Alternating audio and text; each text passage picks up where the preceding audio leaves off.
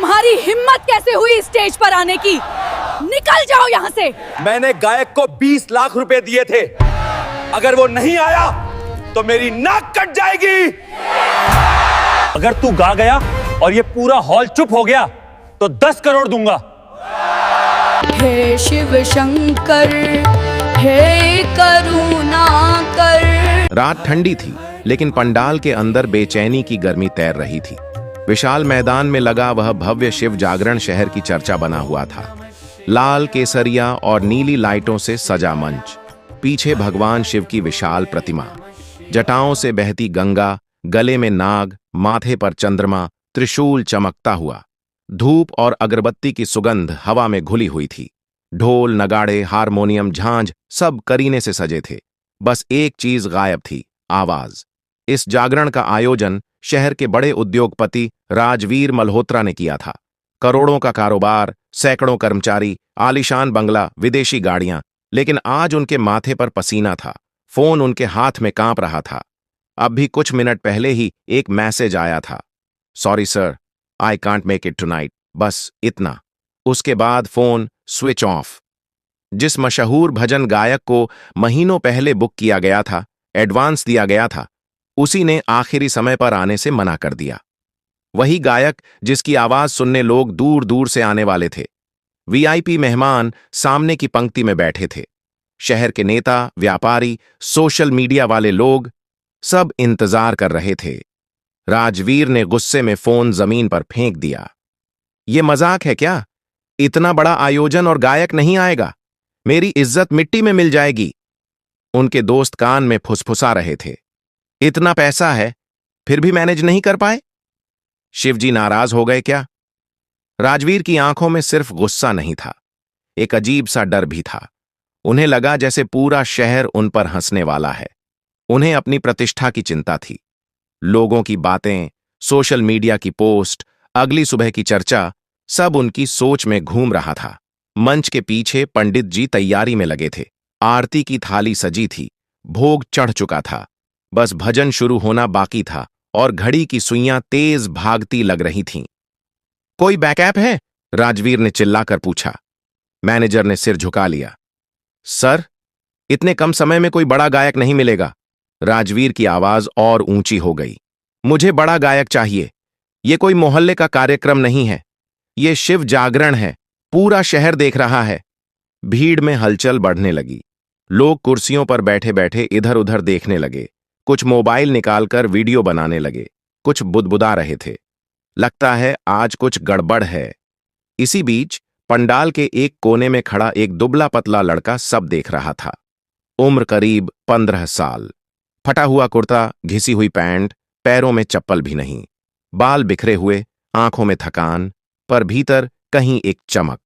वह पास की झुग्गी में रहता था। उसकी मां लोगों के घर बर्तन मांजती थी।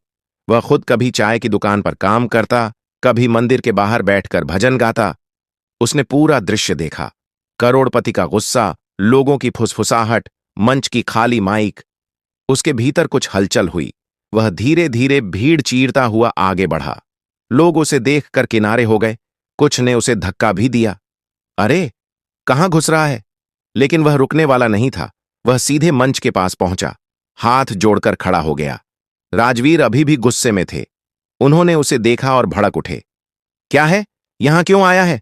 लड़के ने हल्की कांपती आवाज में कहा। साहब, अगर आप कहें तो मैं शिव भजन गा सकता हूं। कुछ सेकंड के लिए सन्नाटा, फिर भीड़ में हल्की हंसी। ये गाएगा? अरे, इसे तो माइक पकड़ना भी नहीं आता होगा। राजवीर ने उसे ऊपर से नीचे तक देखा। फटे कपड़े, नंगे पैर, धूल से सना चेहरा।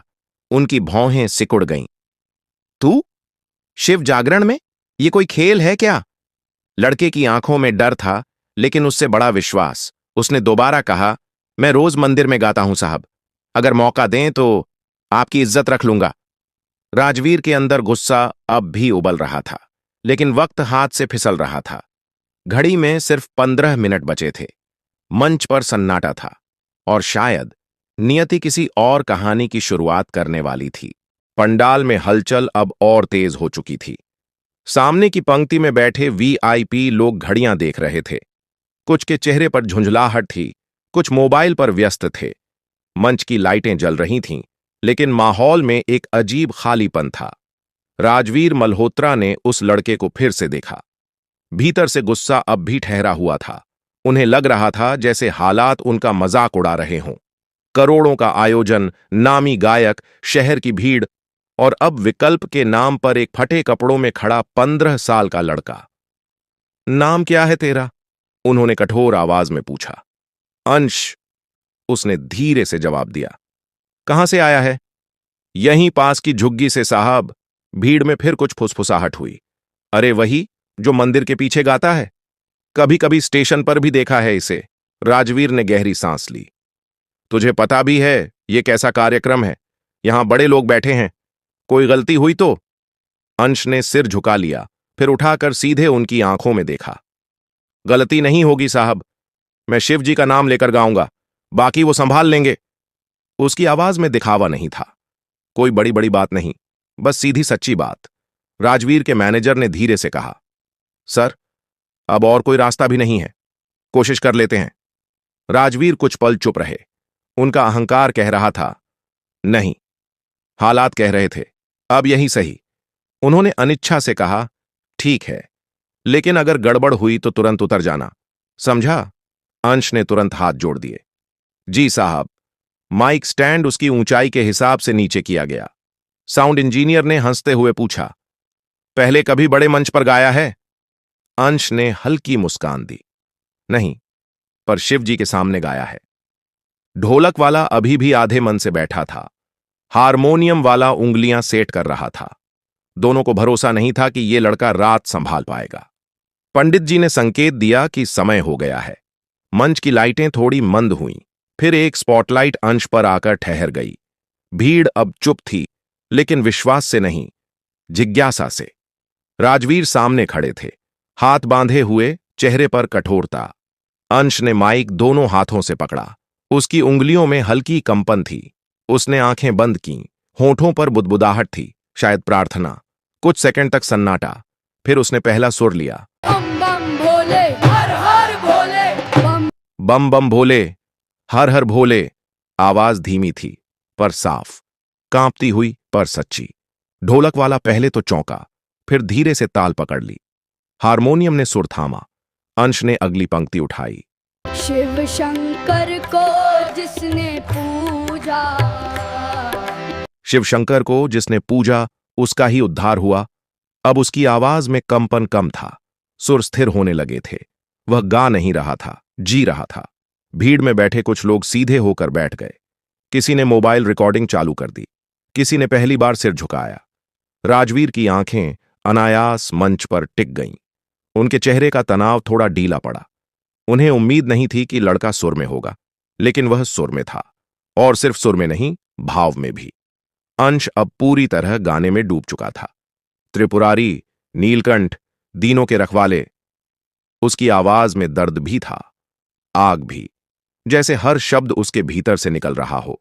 ढोलक अब पूरे जोश से बज रही थी। हारमोनियम की उंगलियां तेज हो गई थीं। पीछे बैठे कोरस वाले भी अनायास शामिल हो गए। भीड़ में जो लोग हंस रहे थे अब चुप थे।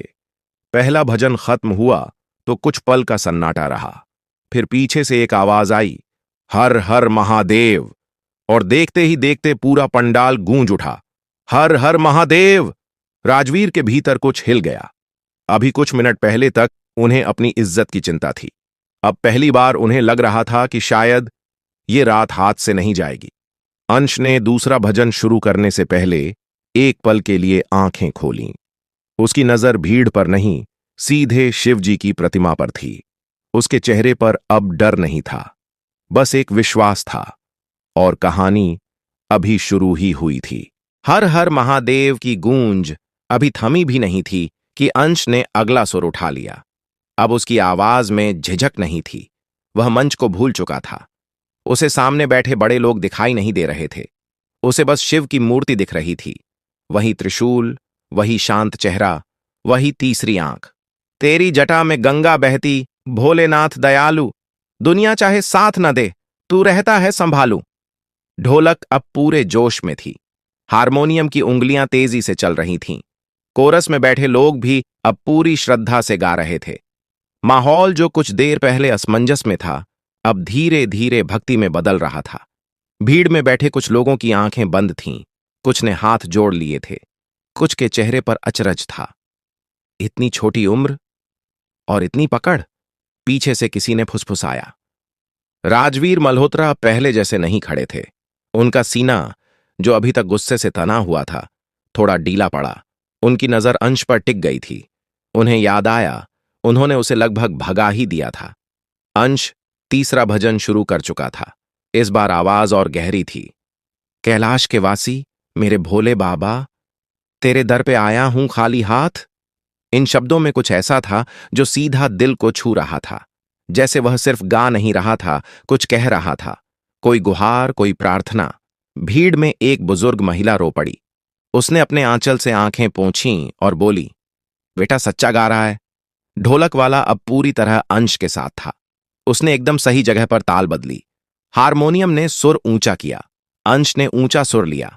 आवाज साफ, मजबूत, बिना किसी बनावट के। कोई फिल्मी तान नहीं, कोई दिखावा नहीं, बस सच्चाई। राजवीर को महसूस हुआ कि उनका गुस्सा जैसे पिघल रहा है। उन्हें अब यह चिंता नहीं थी कि कौन क्या सोचेगा। उन्हें सिर्फ इतना दिख रहा था कि एक 15 साल का लड़का पूरे मंच को संभाले खड़ा है।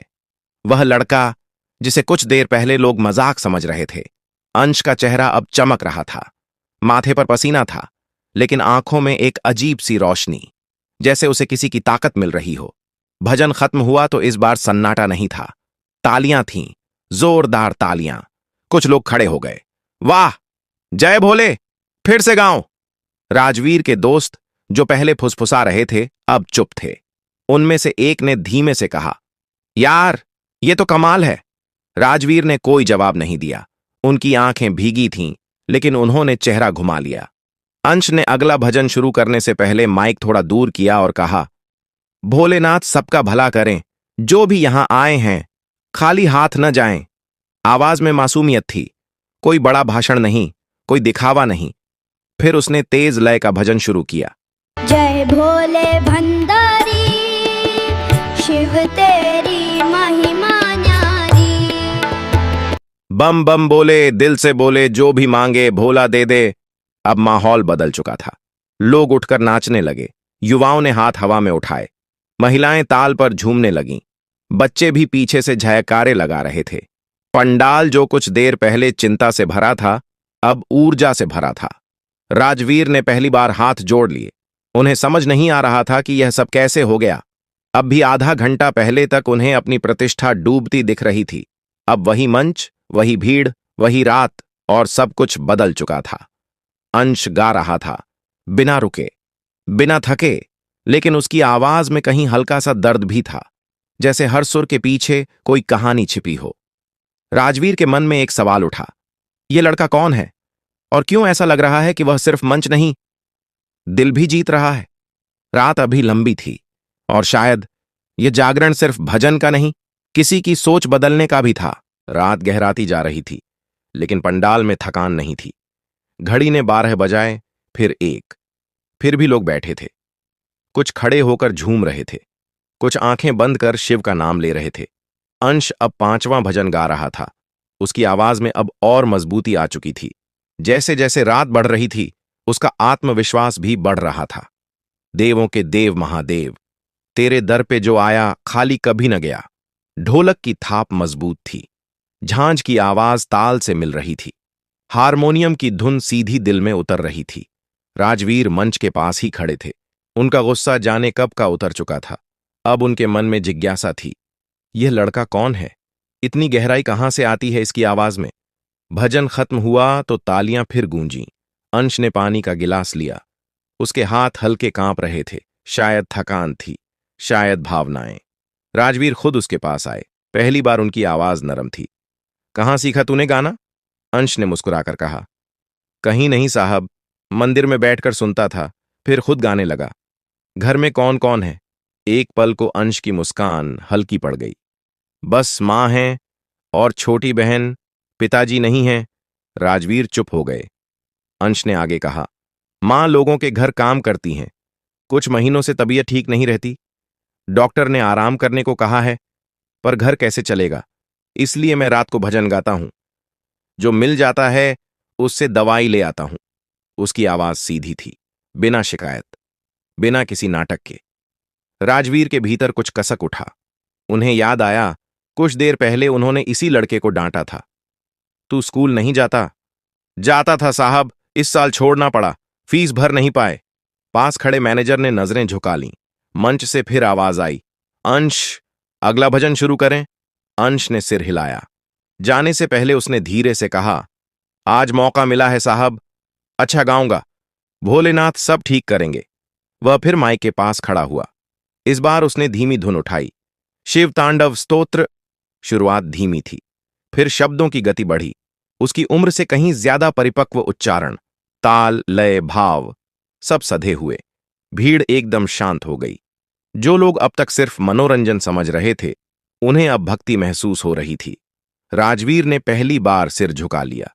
उन्हें लगा शायद असली भजन वही है जिसमें आवाज से ज्यादा सच्चाई हो। अंश के सुर में दर्द था, जैसे हर शब्द उसके घर की हालत कह रहा हो, जैसे हर पंक्ति में मां की दवा, बहन की पढ़ाई, अधूरा स्कूल, भूखी रातें सब छिपे हों। भजन खत्म हुआ तो कुछ पल कोई बोला नहीं। फिर एक साथ आवाज उठी, हर हर महादेव। राजवीर की आंखों में नमी थी। उन्होंने जल्दी से चेहरा दूसरी ओर कर लिया। उनके मन में अब एक और भावना जन्म ले रही थी, गिल्ट। उन्होंने सोचा, मैंने इसे फटे कपड़ों में देखकर आंख लिया और यह पूरी रात मेरी इज्जत संभाल रहा है। रात अभी बाकी थी, लेकिन अब यह सिर्फ कार्यक्रम नहीं था, यह एक कहानी बन चुकी थी। एक ऐसे लड़के की जिसकी आवाज उसके हालात से बड़ी थी, और एक ऐसे आदमी की जिसका गुस्सा धीरे धीरे पिघल रहा था। रात के 2:30 बज चुके थे। पंडाल में अब भी भीड़ थी। कुछ लोग घर जा चुके थे, लेकिन जो बचे थे वे पूरी श्रद्धा से बैठे थे। माहौल में अब कोई दिखावा नहीं था, सिर्फ भजन, सिर्फ नाम, सिर्फ एक लय। अंश लगातार गा रहा था, बीच बीच में पानी पी लेता, फिर बिना रुके अगला भजन शुरू कर देता। उसकी आवाज में हल्की खराश आ गई थी, लेकिन सुर अब भी सीधे और सच्चे थे। राजवीर थोड़ी दूरी पर खड़े उसे देख रहे थे। उनके मन में उथल पुथल चल रही थी। उन्हें अपना शुरुआती व्यवहार याद आया। तू यहां गाएगा? यह कोई खेल नहीं है। हर शब्द जैसे कानों में गूंज रहा था। उन्हें लगा जैसे वह खुद अपने अहंकार के सामने खड़े हैं। उनके दोस्त अब उनकी तरफ अलग नजर से देख रहे थे। एक ने पास आकर कहा, राजवीर, मानना पड़ेगा, आज का जागरण याद रहेगा। दूसरा बोला, तूने रिस्क लिया, सही किया। राजवीर ने धीमे से कहा, रिस्क मैंने नहीं लिया, हालात ने लिया। उनकी आवाज में अब पहले वाला ताव नहीं था। मंच पर अंश ने तेज लय वाला भजन शुरू किया। शंभू मेरे शंभू, तेरी महिमा अपार। शंभू मेरे शंभू, तेरी महिमा अपरंपार। भीड़ फिर झूम उठी। युवा आगे आकर नाचने लगे। महिलाएं ताली बजाकर साथ गाने लगीं। ढोलक की थाप इतनी मजबूत थी कि जमीन तक गूंज रही थी। राजवीर ने देखा, सामने बैठे वही लोग जो कुछ घंटे पहले उनकी आलोचना कर रहे थे, अब पूरे जोश से जयकारे लगा रहे हैं। उन्हें एहसास हुआ कि असली इज्जत पैसे से नहीं, सच्चाई से मिलती है। भजन के बीच अचानक अंश की आवाज एक पल को कांपी। उसने हल्का सा खांस कर खुद को संभाला। राजवीर के कदम अपने आप मंच की ओर बढ़ गए। भजन खत्म होते ही उन्होंने पानी का गिलास खुद उसके हाथ में दिया। भीड़ ने यह देखा। अंश ने चौंक कर कहा, धन्यवाद साहब। राजवीर ने पहली बार उसे ध्यान से देखा। उसके पैरों में छाले थे, एड़ियों पर दरारें, कुर्ता कंधे से फटा हुआ, आंखों के नीचे हल्के काले घेरे। यह बच्चा पूरी रात गा रहा था और शायद दिन में काम भी करता होगा। राजवीर के मन में एक सवाल उठा, मैं अपने बेटे के जन्मदिन पर लाखों खर्च कर देता हूं और यह लड़का अपनी मां की दवाई के लिए रात भर गाता है। यह तुलना उन्हें भीतर तक चुभ गई। भीड़ अब फिर अगले भजन की मांग कर रही थी। एक और, एक और। अंश ने शिव का नाम लेकर अगला भजन शुरू किया। इस बार आवाज धीमी थी। ओम नमः शिवाय, हर हर भोले नमः शिवाय। भोले बाबा, सुन लो पुकार, थाम लो मेरा हाथ। राजवीर को लगा जैसे यह भजन सिर्फ पंडाल के लिए नहीं, उनके लिए भी है। उन्हें महसूस हुआ कि उनके भीतर जो गुस्सा था वह दरअसल डर था, प्रतिष्ठा खोने का डर, लोगों की बातों का डर। और यह लड़का, इसे तो शायद रोज डर का सामना करना पड़ता है, भूख का डर, बीमारी का डर, फीस न भर पाने का डर। फिर भी इसकी आवाज में शिकायत नहीं है। राजवीर की आंखों में आंसू आ गए। उन्होंने पहली बार खुलकर हाथ जोड़ लिए। उनके मन में एक फैसला आकार लेने लगा था। रात खत्म होने से पहले उन्हें कुछ करना होगा। सिर्फ धन्यवाद देना काफी नहीं होगा। अंश अब अंतिम दौर के भजनों में था। उसकी आवाज में थकान थी, पर समर्पण उससे बड़ा था। पंडाल में अब सच्ची भक्ति थी और राजवीर के भीतर एक बदलाव शुरू हो चुका था। रात अब भी पूरी नहीं हुई थी, लेकिन एक अहंकार टूट चुका था। सुबह के 4 बजने वाले थे। आसमान हल्का नीला होने लगा था। ठंडी हवा पंडाल के पर्दों को हिला रही थी। रात भर गूंजते रहे भजन अब अपने अंतिम पड़ाव पर थे। अंश ने आखिरी भजन शुरू किया। आवाज में थकान साफ थी, लेकिन भावना पहले से भी गहरी।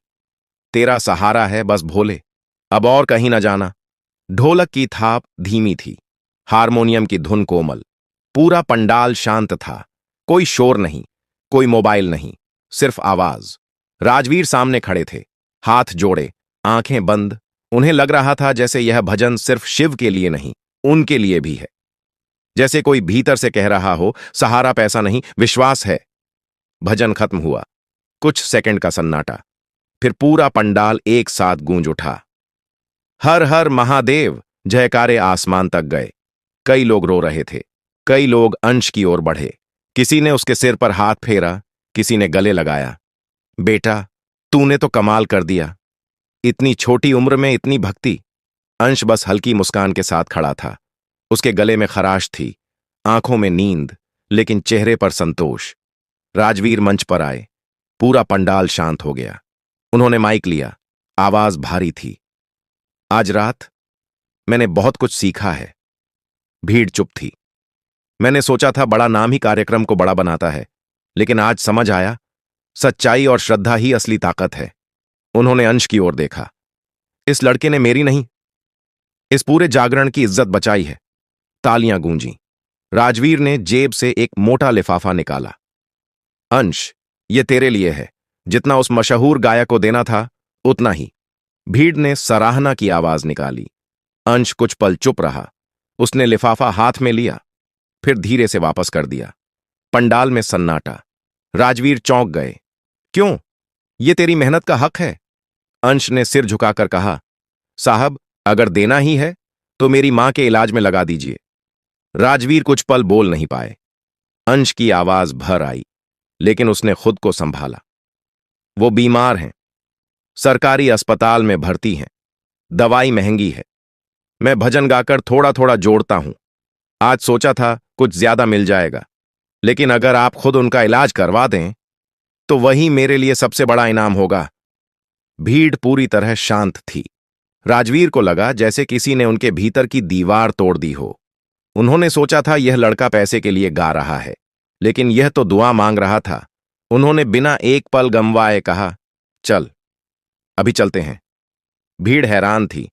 कहां साहब? अंश ने पूछा। तेरी मां के पास, अभी। राजवीर ने अपने ड्राइवर को बुलाया। मैनेजर को इशारा किया। आज से तेरी मां का इलाज मेरी जिम्मेदारी है, और तेरी पढ़ाई भी। अंश की आंखों से आंसू बह निकले। उसने पहली बार खुलकर रोया। साहब, राजवीर ने उसके कंधे पर हाथ रखा। अब साहब मत बोल, मुझे राजवीर अंकल बोल। भीड़ ने तालियां बजाईं। कई लोग भावुक हो गए। सुबह की पहली किरण शिव की प्रतिमा पर पड़ी। जैसे रात का जागरण सिर्फ भजन का नहीं, एक इंसान के भीतर जागी करुणा का भी था। अगर आपको यह कहानी सच में छू गई हो, अगर आपको लगा हो कि भक्ति कपड़ों से नहीं दिल से होती है, अगर आपको विश्वास है कि भगवान नाम से नहीं भाव से मिलते हैं, तो इस कहानी को लाइक कीजिए, अपने दोस्तों और परिवार के साथ शेयर कीजिए। ऐसी ही प्रेरणादायक कहानियों के लिए सब्सक्राइब कीजिए और कमेंट में जरूर लिखिए। हर हर महादेव। आपका एक कमेंट किसी और के दिल में भी भक्ति की लौ जला सकता है।